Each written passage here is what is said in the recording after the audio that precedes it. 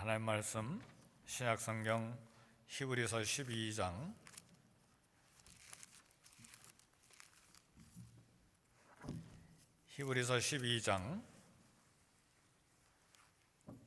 14절 한 절만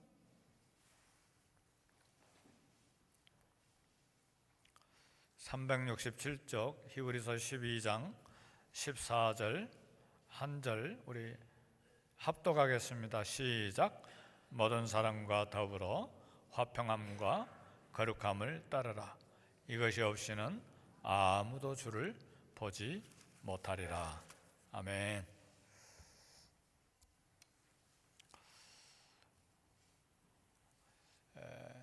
우리 모두는 인생길을 여행하는 이 땅의 나그네들인데 여행길에, 나그네길에 참 평안한 마음과 화평한 그런 환경에 대해서 갈증하고 목마른 시대를 살고 있습니다. 꼭 경제적인 그런 혼란, 또 정치적인 갈등,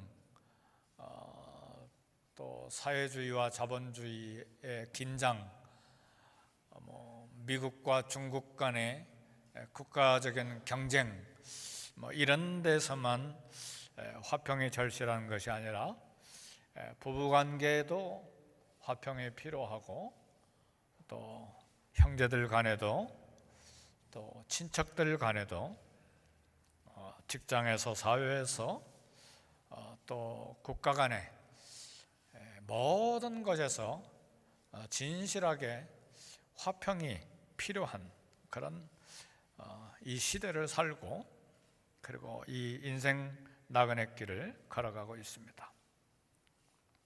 더더구나 우리 교회 안에서는 성도들 간에도 서로 화평하고 위로하고 격려하는 관계가 많이 필요합니다. 온 세상이 어둡고 심지어는 사회적으로, 국가적으로 모두 다 썰렁하고 차가운 1월달 겨울처럼 그런 꽁꽁 얼어붙은 사회라 할지라도 교회 안에서만큼은 따뜻한 위로와 격려가 필요하고, 더더구나 가정에서는 이런 화평이 많이 생산이 돼야 됩니다.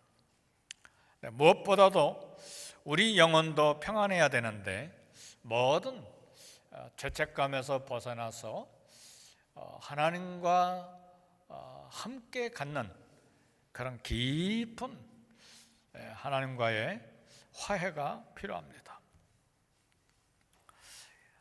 이제 세상을 떠날 시간이 임박한 나이 많은 여성도가 있어서 담임 목사님이 병문안을 하고 질문을 했습니다. 이제 자매님은 곧 세상을 떠나시게 될 텐데 하나님과 화평함을 이루셨습니까? 그 연세 많으신 여자 성도님이 아니요. 목사님이 깜짝 놀라서 거룩하시고 두려운 하나님을 곧 만나게 될 텐데 하나님과 화평함이 없이 두렵지 않습니까? 연세 많으신 여자 성도님이 저는 전혀 두렵지가 않습니다. 저는 하나님과 화평할 필요가 없기 때문입니다. 왜냐하면 그리스도께서 2000년 전에 그분의 십자가에서 하나님과 나 사이에 화평을 이미 이루어 놓으셨기 때문입니다. 그래서 저는 예수님께서 마련해 주신 화평으로 하나님 품 안에서 깊은 평안이 제게 있습니다. 그렇게 대답을 했습니다. 예수님을 믿음으로 하나님과 나 사이에 화평이 이루어진 것은 그야말로 거대한 축복입니다. 그런 하나님과 나 사이의 평안, 가족 간의 화평, 이웃과의 화평, 이런 내 영혼의 화평, 그리고 일용할 양식이 있고 걸어 다닐 수 있는 건강이 있고 전쟁이 없는 상태, 이걸 히브리 말로, 유대인 말로 샬롬이라 그렇게 말합니다. 샬롬 하면 우리 금방 이스라엘의 다윗의 아들 왕이었던 솔로몬이 금방 생각이 나죠. 솔로몬의 이름은 샬롬입니다. 평화, 화평, 그런 말이죠. 실수하고 죄가 많아도 하나님과 나 사이에 화평이 있기 때문에 매 순간 어느 장소 어느 때든지 하나님을 아빠, 아버지라고 부르는 그런 특권이 우리에게 있습니다. 왜요? 하나님과 나 사이에 원수된 관계가 다 사라지고 하나님과 나 사이에 샬롬이 있기 때문에 그렇습니다. 그래서 이런 화평함을 선물로 받은 우리에게 주님은 오늘 본문 히브리서 12장 14절에서 명령하십니다. 모든 사람과 더불어 화평함과 거룩함을 따르라. 이것이 없이는 아무도 주님을 보지 못하리라 그랬습니다. 유대인 그리스도인, 히브리인 그리스도인들을 메시아닉 주라 그렇게 말해요. 그리스도가 메시아니까 그리스도적인 유대인, 메시아닉 주는 유대인을 가르쳐 말하죠. 현재 이스라엘의 메시아닉 주, 그러니까 유대인 그리스도인이 약 300개 교회 가운데 한 3만 명 정도가 메시아닉 주들입니다. 히브리서가 쓰여진 AD 1세기, 서기 1세기에 유대인들은 메시아닉 주, 그러니까 예수님을 믿는 유대인들을 도무지 이해할 수가 없었어요. 왜냐하면 거의 1500년 가까이 모세 율법을 지키고 살아왔는데 그리스도인들을 이 메시아닉 주들이 모세 율법을 떠났다고 생각했기 때문에 메시아닉 주들을 배신자로 생각했습니다. 그래서 다시 유대교로 되돌아오도록 모든 방법을 다 동원해서 설득을 했는데 이 일에 실패했습니다. 그래서 유대인들은 사정없이 이 메시아닉 주인 유대 기독교인들을 핍박하기 시작했습니다. 그래서 메시아닉 주들은 박해자들과 친하게 지내기가 굉장히 힘들었어요. 같은 유대인들인데 유대인 그리스도인들을 핍박하기 때문에 힘들었어요. 그래서 유대인 기독교인들 메시아닉 주들은 자기들을 괴롭히는 사람들을 욕하고 싶은 생각이 굴뚝 같았어요. 괴롭히는 사람들에게 원수 갚고 싶은 마음이 생기는 지독한 시험을 만났습니다. 히브리서는 이러한 1세기 배경에서 메시아닉 주 유대인 그리스도인들이 받은 편지입니다. 히브리서 12장 4절에서 그래서 오늘 명령합니다. 모든 사람과 더불어 화평함과 거룩함을 따르라. 우리는 죄가 있는 자들이고 그래서 원수 갚으려고 하는 마음이 가득한 사람들이에요. 우리 성경에도 보면 아브라함 목자들과 조카 롯의 목자들과 서로 다투어서 결국은 삼촌과 조카가 갈라섰습니다. 이스라엘 12지파도 서로가 다투고 싸우다가 나라가 북쪽 이스라엘과 남쪽 유다로 나눠졌습니다. 심지어는 바울과 바나바가 다투다가 선교지에서 갈라서는 서글픈 일도 생겼습니다. 이런 사건을 우리는 보면서 이 분열된 마음을 위험한 신호로 받아야 합니다. 우리 그리스도인들은 마음에 고요하고 평안한 마음을 늘 유지해야 합니다. 내가 평안을 잃어버리면 내 주변 이웃과도 관계가 깨지고 서로 평안을 잃게 되기 때문에 그렇습니다. 그래서 우리 자신의 평안도 지킬 뿐만 아니라 더 중요한 건 주변 사람과 화평함을 이루는 것이 훨씬 더 중요합니다. 예수님의 이름과 십자가 복음과 그리고 교회를 위해서 최선을 다해서 화평함을 이루어야 되는 것입니다. 때로는 고통과 멸시가 있고 비난의 소리가 있습니다. 그래도 화평함을 쉽게 버려서는 안 됩니다.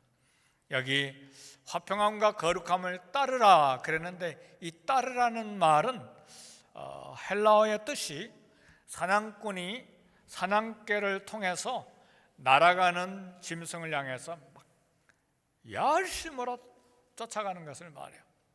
시골에서 꿩 잡는 사람들 보셨습니까? 엽총 가지고 빵 쐈는데 꿩이 어디가 맞았는지 모르지만 한참 날아가니까 막 사냥개가 손살같이 날아가는 그 꿩을 향해서 달려가죠.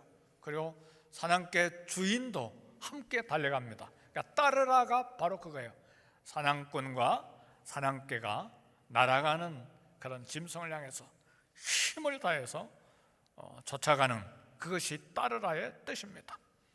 화평함을 따르라고 하는 이 명령어는 현재 명령형이기 때문에 계속해서 화평함을 쫓아가야 된다는 말입니다. 화평을 만드는 것 힘든 일이고 화평을 따라 달려가는 건 정말 어려운 일입니다. 왜요? 열심히 있는 사냥꾼과 사냥개도 열심으로 따라가지만 그 화평함이라고 하는 사냥감을 놓치는 경우들이 있기 때문에 그렇습니다. 그래서 히브리서 저자는 최선을 다해서 화평함을 쫓아가야 된다, 따르라, 그렇게 명령한 것입니다. 우리 하나님은 평강의 하나님이고 그리스도도 평강의 왕이시고 우리 성도들도 우리 주님이 너에게 평안이 있을지어다, 내가 너에게 평안을 주노라, 평안을 받은 그리스도인들입니다. 시편 34편 14절을 보니까 악을 버리고 선을 행하며 화평을 찾아 따를지어다 그랬어요.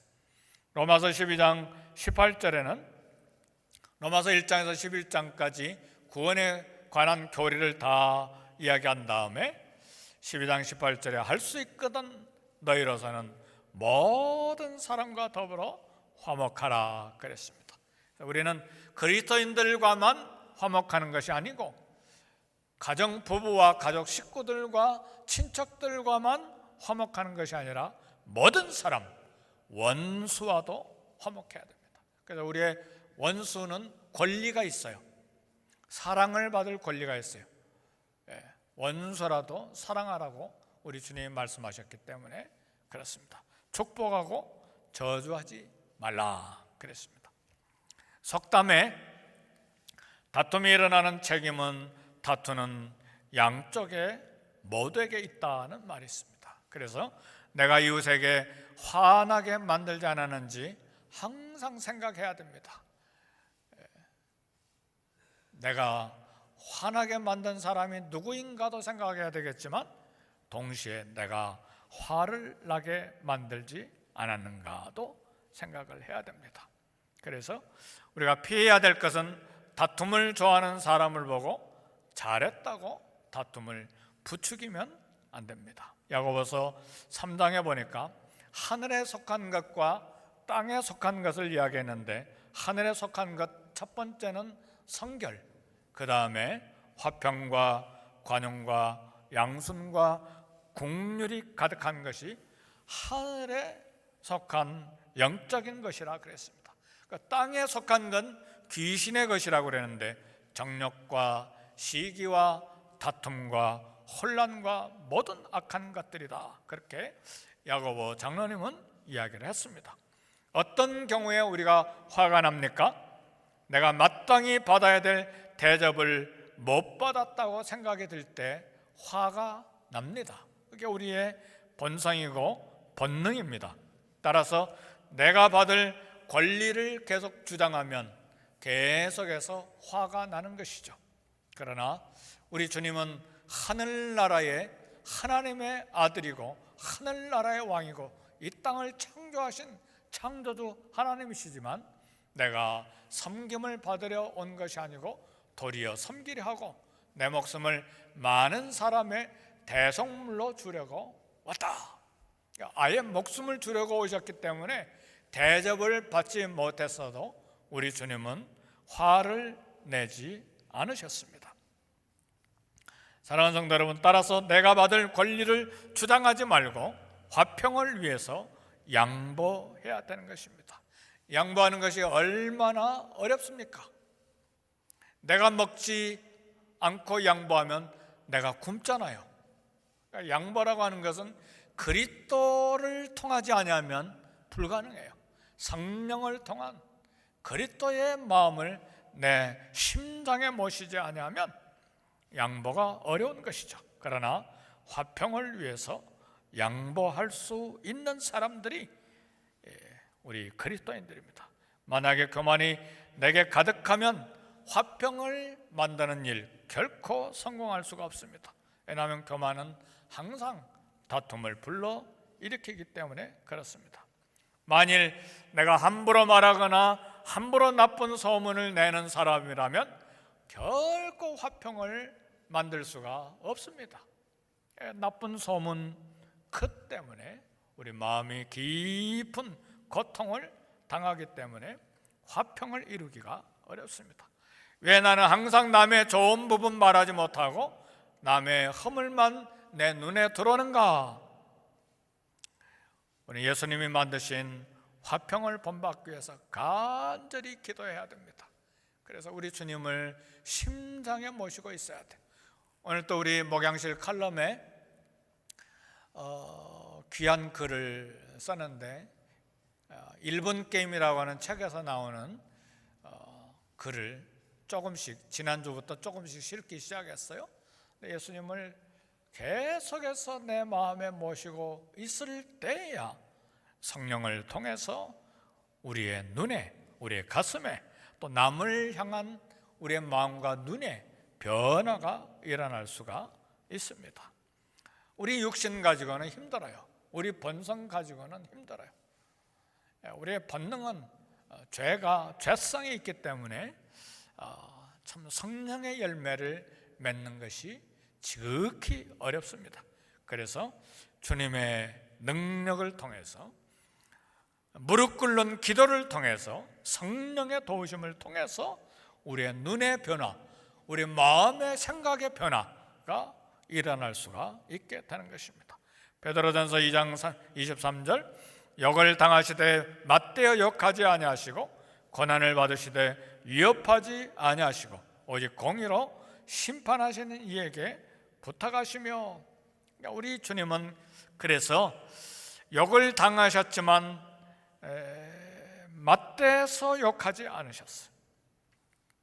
죽이는 사람들을 오히려 용서해 달라고 기도하셨습니다. 이런 영성과 인격이 있어야 화목을 만들 수가 있습니다. 반대로 사랑이 우리 마음에 왕노릇하면 우리가 화평을 만드는 통로가 될 수가 있습니다. 오늘 12월 마지막 달 첫째 주 일부에 오신 우리 사랑하는 성도님들의 마음속에 화평이, 주님이 주시는 화평이 가득함으로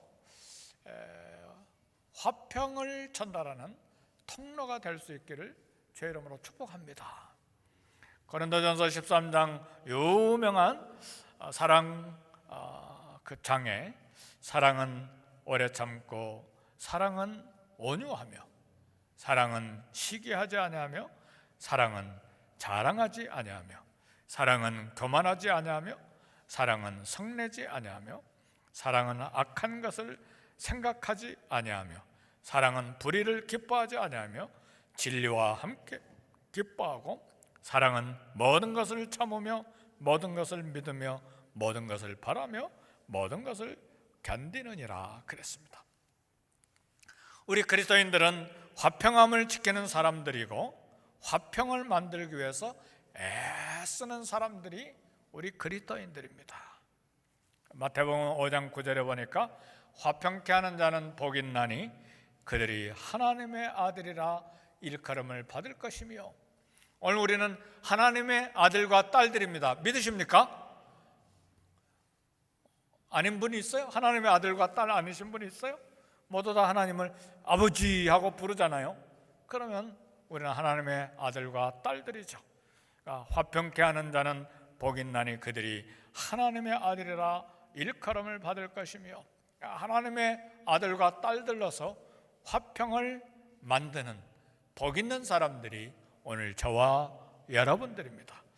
하나님 아버지의 재산 상속받을 특권이 있는 하나님의 아들, 딸들이요, 하나님 아버지 집에서 살면서 하나님 아버지와 교제하면서 하나님의 자녀의 지위를 갖는 하나님의 자녀들입니다. 그래서 우리 예수님은 이를 위해서 하나님과 원수 관계인 하나님과 우리 사이의 화평을 위해서 스스로 화목제물이 되기 위해서 십자가에서 죽으신 것입니다. 그러니까 이 화목을 만들려면 내가 십자가에서 죽어야 돼요. 부부간의 다툼이 일어나면 어떤 때 조용해집니까? 한쪽이 죽어야 조용해지는 것이지, 계속해서 내가 살아있으면, 그 놀라운 하나님의 은혜 책 필립 얀시가 쓴 그 책을 보니까 부부가 계속해서 자기가 옳다고 주장하다가 한 방에서 아내는 침실에서 자고 남편은 응접실에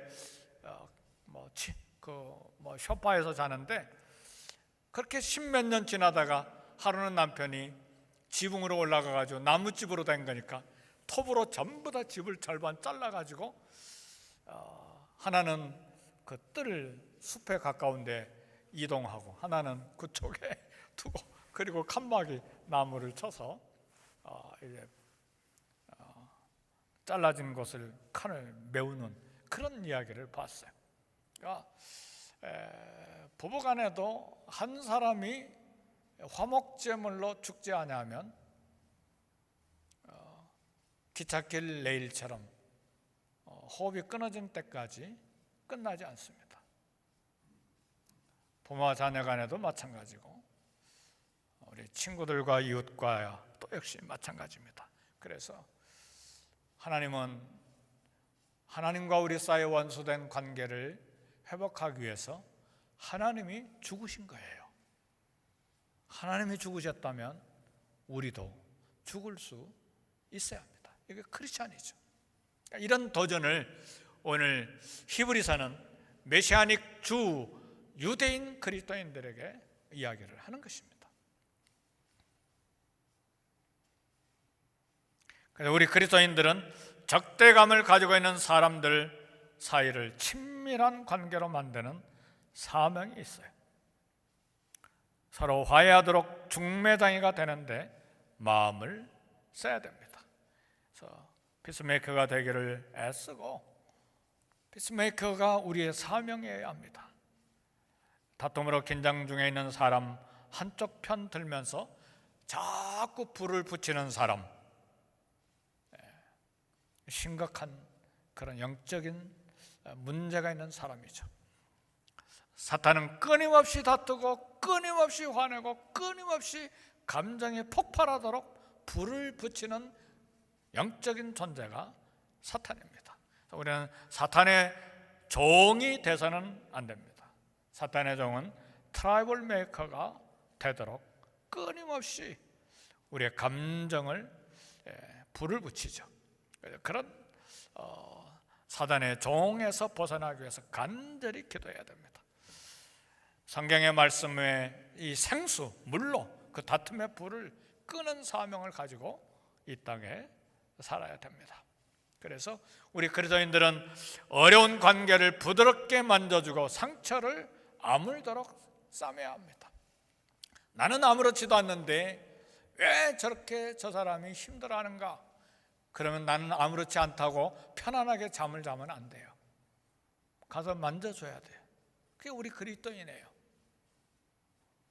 내가 평안하다고 온 세상이 평안한 것이 아니죠. 나 때문에 눈물 흘리고 있는 사람도 있다는 것을 알아야 합니다. 우리 주님이 그거에 대해서 책임을 물어오실 때가 반드시 있습니다. 야고보서 3장 1절은 화평케 하는 자들은 화평으로 심어 의의 열매를 거두느니라. 그러니까 화평을 위해 우리는 때로는 완벽한 것이 아니라 때로는 약간 엉성하고 약간은 빈틈이 있어야 또 함께 어우러질 수가 있습니다. 우리 모두가 다 하나님 말씀에 똑바로 서기 위해서 평생을 애써오죠. 그럼에도 불구하고 나 자신에 대해서는 철저하지만 상대방에 대해서는 약간은 빈틈이 있어야 됩니다. 설교를 준비하는데 한 글을 읽게 됐어요. 샘문이라고, 대문 있고 샘문이 있잖아요. 옛날 시골에 가면 앞에 대문이 있는데 담 옆이나 아니면 뒤에나 뒤뜰 그 담에 샘문이 조그맣게 있는 경우들이 있습니다. 근데 요 샘문은, 샛길로 나가는 샘문은 동네 사람들이 많이 이용해요. 그 샘문을 통과하면 바로 큰 대로로 나갈 수도 있는데 그걸 통과하지 않으면 동네 한 바퀴를 돌아서 멀리 가야 되는 경우들도 있기 때문에 많은 사람들이 그 샘문을 이용하죠. 그러니까 이 샘문은 삶의 빈틈이요 삶의 여유입니다. 그래서 이 샘문이라는 글에 이런 이야기가 있어요. 가을이 되면 시골 농사집은 벼를 타작해서 벼 나달들을 마당에다 이렇게 아직 정미소 가기 전이고 가마에 담기 전이니까 마당에다 가득 쌓아놓고 이렇게 거적으로 덮어 놓는데 어느 추운 늦가을에 쌀락눈이 내린 이른 아침에 사람들이 웅성거렸습니다. 근데 거위 한 마리가, 지방말로 거위를 떼까우라고 말합니다. 오리는 조그맣지만 거위는 오리보다 서너 배 더 크잖아요. 거위 한 마리가 목이 잘린 채 대문 앞에 죽어 있었어요. 시골에는 이 떼까우, 이 거위 순놈은 개보다 집을 더 잘 지킵니다. 그래서 모르는 사람이 오면 목을 길게 빼고 날개를 치면서 사람에게 막 달라 들고 막 쪼아댑니다. 그러니까 개보다 어떤 면에서 집을 훨씬 잘 지키기 때문에 개도 키우지만 떼까우도 키우는 집들이 옛날에 많이 있었어요. 근데 도둑이 그 밤에 오리가 달려드니까 그냥 오리목을 치고 마당에 있는 나락 한 가마니를 훔쳐갔어요. 근데 쌀락눈이 내린 길이었기 때문에 주인이 발자국을 따라 보니까 한참 언덕에 있는 오두막 집으로 발자국이 나 있는 것을 봤습니다.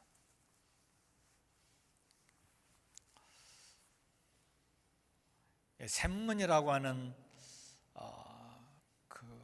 이 글의 제목이 주제예요. 삶의 틈새, 삶의 여유. 삶의 여유가 없고 틈새가 없으면 집을 지키는 이 떼까우 오리 목을 사정없이 낫으로 쳐서 잘라버리고 죽은 채로 두고 벼 한 가마를 가지고 가버렸기 때문에 동네 망신 줄 수도 있고 경찰을 부를 수도 있고, 네, 이 주인이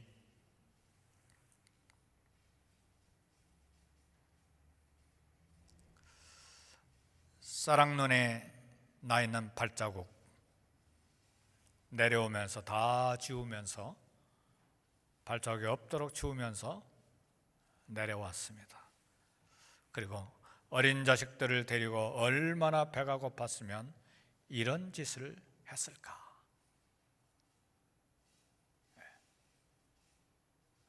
도둑은 잡지 말고 쫓아내라는 말이 있어요.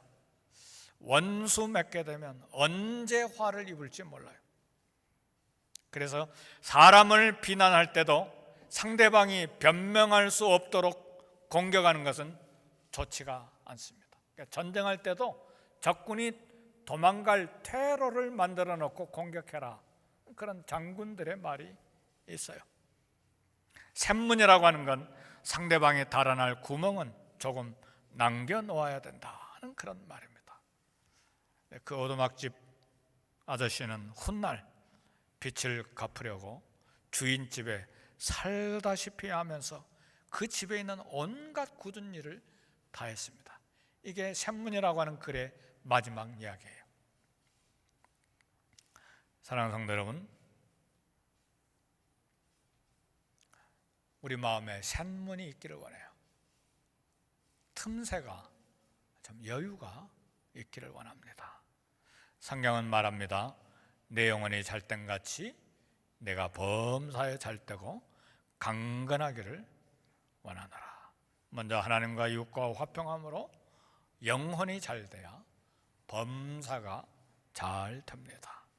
하나님과 화평케 된 자로서 내 안에 평안이 있고, 그리고 이웃과 화평함을 갖는 사명을 가져야 됩니다. 서로 화평함으로 범사가 잘 되는 것을 체험하는 오늘 저와 여러분이 되시기를 주의 이름으로 축복합니다. 기도하겠습니다.